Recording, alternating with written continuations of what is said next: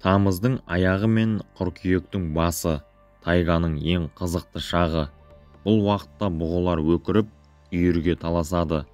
Бұғыны алдап шақыру үшін қайыңның тозынан сыбызғы жасайды. Ол үшін қалыңдығы 10 сантиметрдей етіп, тоздан таспа тіліп алады.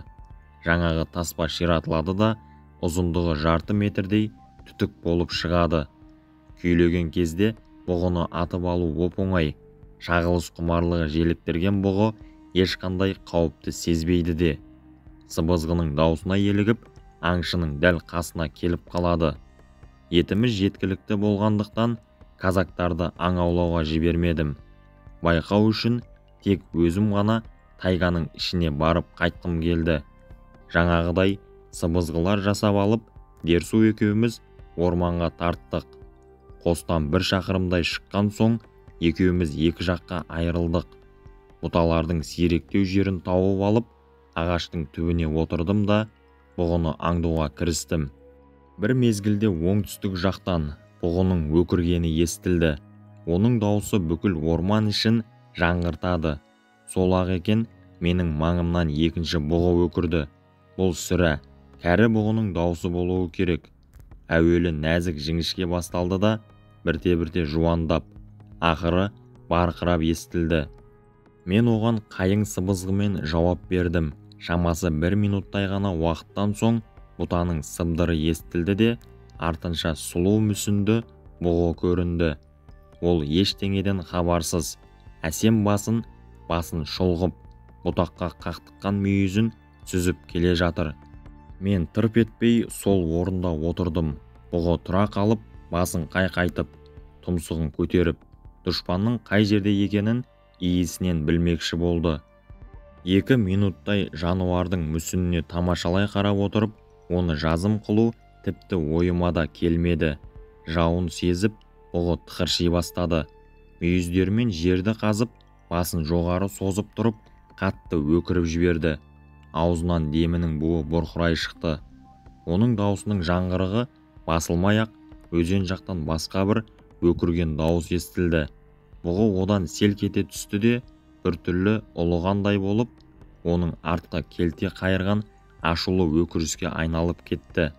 Кенет менің сол жағымнан ақырын бір сыбыр естілді. Жалт қарасам марал екен. Енді бір айналып қарағанымда бұғылар сүзісіп те қалыпты. Олардың мүйіздерінің сарт-сұрт еткен дыбыстары құлағыма шалынды. Артқы аяқтарымен жер тірей, алдыңғы аяқтарын бүгіп, тізерленіп алыпты. Бір кезде мүйіздері қатты айқасып қалып, көпке дейін айырылса алмады. Біреуі басын қатты шайқап жіберіп, екіншісінің мүйізінің ұшын сындырып тастады. Осыдан кейін ғана олар айырылысты. Бұғылардың айқасы 10 минутқа созылды. Ақыры біреуі жеңілуге айналып, ентігіп шегіне берді. Мұны сезген екінші бұғы бұрынғыдан да өршелене ұмтылды. Аздан соң екеуі де көрінбей кетті. Олардың сүзіскен дыбысы бірте-бірте алыстай берді. Шамасы бір бұғы екінші бұғыны қуып кетсе керек. Марал олардың артынан біраз жер кейінірек еріп отырды. Бір кезде алыстан атылған мылтықтың гүрсілі орман ішін жаңғыртты. Бұл атқан Дерсу екенін білдім. Бұғылардың бар тұста ақ сүзісіп жүргенін байқауға болатын еді. Олардың өкіргенінен орман іші азан-қазан болды. Ымырт жабыла бастады. Аспанда күннің соңғы шапағы шығыс жақтан жылдам шыжылдап, түн қараңғысымен әлі алысып жүрген тәрізді. Жарты сағаттан кейін мен қосқа келдім. Дерсу да қоста екен. Ол оттың жанында мылтығын тазалап отыр. Бұғының бірнешеуін атып алуға болады екен. Бірақ ол жалғыз-ақ шіл атып әкеліпті. Көпке дейін от басында бұғылардың өкіргенін тыңдап отырдық. Бұғылар түні бойы бізге ұйқы бермеді. Мен қалғып барып, солардың өкіргенінен оянып кете бердім. Казактар от басында отырып, балағаттаумен болды.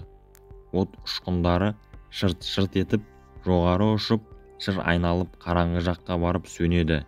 Ақыры таң біліне бастады. Бұғылардың өкіргені саябырланады. Тек бірлі-жарым бұғылар ғана көпке дейін дамыл таппады. Олар тау баурайының көлеңке бетін кезіп жүріп өкірумен болды. Бірақ енді оларға үн қосқан бұғы болмады. Міне күн шықты. Тайганың іші қайта тыныштыққа бөленді. Келесі күні едәуір жарық боп тұрған кезде де кейбір ызалы бұғылар әуелі биік таудың басына шығып, артынан ылдиға түсіп өкіре бастады. Мен тайганың ішіне тағы да бармақ болып, Дерсуды ертіп алдым. Екеуміз өзеннен өтіп, қостан 1,5 шақырымдай шыққан соң, баяу ағып жатқан бір бұлақтың қасына тоқтап тыңдадық. Тайганың іші қараңғылаған сайын бұғылардың өкіруі де жиілей берді. Олар орман ішін жаңғырттырып жіберді. Бұғыларға жақындап көрейік деп едік. Оның жөні келмеді. 1-2 рет көзіміз шалынып қалды. Онда да бірде басы мен мүйізін, бірде таңы мен аяқтарын көрдік. Бір жерде біз әсем бұғыны байқап қалдық. Оның маңына 3 марал үйіліп қалыпты. Олар бір орында тұрмай, ақырын кетіп бара жатты. Біз олардың ізінше ілесіп отырдық. Дерсу болмаса, мен олардан әлде қашан көз жазып қалар едім. Бұғы алда кетіп барады. Ол басқа бұғылардан мықтысынып, шақырған бұғылардың бәріне бірдей өзі жауап беріп келеді. Кенет Дерсу тыңдады. Артына бұрылды да қалт тұра қалды. Алыстан кәрі бұқаның өкіргені ұқсас бір үн естілді. Бірақ ол бұғының дауысына ұқсамады. «Сенікі түсінген болар, бұл қандай адамдар?» деп сұрады Дерсу маған сыбырлап. «Бұл да бұғы болар, бірақ кәрі бұғы болар», деп жауап бердім мен. «Бұл жолбарыс», деді ол сыбырлап. «Оныкі өте қу. Оныкі бұғыны ылғи осылай алдайды. Қандай адамдар айқайлайды, бұғыда қазір түсіну жоқ. Жолбарыс аздан соң маралды ұстайды». Оның сөзін растағандай жолбарыстың гүріліне бір бұғы қатты өкіріп жауап берді. Жолбарыс та іле жауап қайырды. Ол бұғының даусынан айнытпады. Тек өкіруінің аяқ жағы қысқа ырылмен тынды. Жолбарыс таяп қалды. Шамасы бізді жанамалай өтетін түрі бар. Дерсу абыржып тұрған сияқты. Менің жүрегім қатты дүрсілдеп қоя берді. Үрейім ұша бастағанын сездім. Кенет Дерсу айқай салды. Содан соң ол әуеге мылтық атты да қаянға жүгіріп барып, қабығын тез-тез сыдырып алып, от жағып жіберді. Құрғақ қабық лып етіп жанып, жалындап қоя берді. Сол кезде айналамыз бұрынғыдан 2 есе қараңғыланып кетті. Мылтық даусынан зәресі кеткен бұғылар бір жаққа жалт берді. Артынша бәрі тыныштала қалды. Дерсу қолына таяқ алып, жанып тұрған қабықты оның басына орады. Аздан соң жолымызды шырмақпен жарық қыла жүріп, кейін қайттық. Өзеннен өтіп, соқпаққа түстік те, сонымен жүріп, қосқа келдік.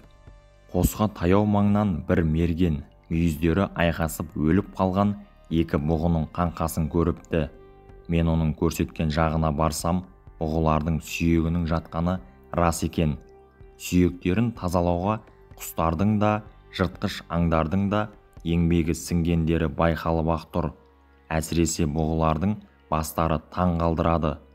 Сүзіскен кезде бұғылардың мүйіздері айқасып, ажырасып кете алмай, ілесіп қалыпты да, ақыры олар аштан өліпті. Мергендер мүйіздерді ажыратпақ болып, 6 адам, 3-3-тен 2 жақтан татқанда әлдері келмеді. Бұғылардың қандай күшпен тірескенін осыдан-ақ көруге болады. Аттарымыздың жүгі ауыр болса да, мен сирек кездесетін бұл олжаны алғаш кездескен елді пунктке дейін жеткізіп, сондағы қытайларға сақтауға тастап кетпекші болдым.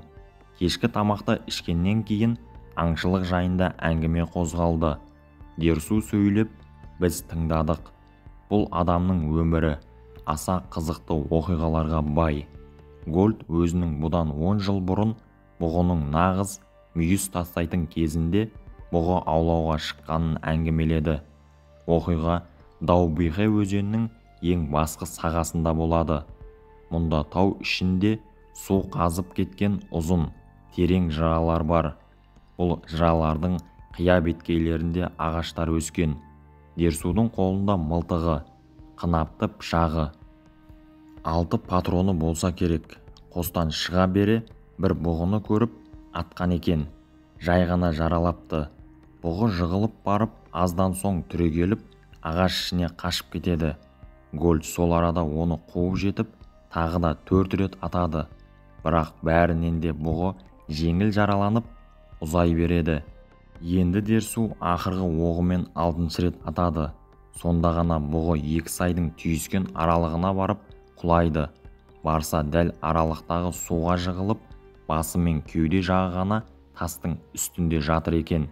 Жаралы жануар тіршілікпен қоштасқандай басын көтеріпті. Гольд тастың үстінде шылым тартып отырып, бұғының жаны шығуын күтеді. Бұғының ақырғы демі біткенше 2 рет темекі тартады. Енді ол бұғының басын мүйізімен қоса кесіп алмақ болып жанына келеді. Жатқан жері жайсыз екен. Судың нақ жиегінде жуан қандағаш өсіп тұр екен. Дерсу қанша әуреленсе де тек бір қырын ғана отыра алатын болады. Ол тізерлей отырып, сол аяғын судың ішіндегі бір тасқа тірейді. Мылтығын иығына асып, бұғыны соя бастайды. Пышақпен 2 рет тіліп үлгергенде кенет бұлақтың сылдырымен қатар артынан бір сыбдыр естіледі. Ол жан-жағына қарағанша болмай-ақ қасына келіп қалған жолбарысты көреді. Жыртқыш тасты баса бергенде аяғы тайып кетіп, суға түсіп кетеді. Гольд сәл қимылдаса-ақ болғаны өзінің құритынын сезеді. Сол орында дем алмастан қата қалады. Жолбарыс оған көзінің қиығымен қарап, қимылсыз бейнені көреді де өз бетінше кете бермек болады. Сөйтсе де бұл қимылсыз зат томарша емес, тас емес, тірі бірдеме екенін ол сезеді. Артына 2 рет айналып, тұмсығын көтеріп, иіскеленеді. Бірақ Дерсудың бақытына қарай жел бұл жақтан емес, жолбарыс жақтан екен. Бұғының қанның иісі мұрнына жетпеген қауіпті жыртқыш сайға беттейді. Әне, ол жоғары шықты. Бұл жерде ол адамның иісін бірден сезеді. Артқы жүндері тікірейіп, қатты ақырып, құйрығымен денесін ұрғылай бастайды. Дерсу енді барынша айқайлап, жарды бойлап қаша жөнеледі. Жолбарыс бұғыға бас салып, оны иіскей беріпті. Тек осының арқасында ғана Дерсу аман қалады. Ол сайдан шығып алып, қасқыр қуған киіктей жүгіре беріпті. Ол атып алған бұғысының өзіне емес, жолбарысқа бұйырып тұрғанын енді ғана сезеді. 6 рет атқанша оның өлмеуі де сонан екен. Мұны өзінің әдегенде ақ неге сезбегенін Дерсу таң қалады. Содан кейін ол жыралардың маңына бармайтын болыпты. Ол жерден жүрмеуге серт етіпті. Өйткені бұл кездесу Дерсу үшін ескерту болған еді.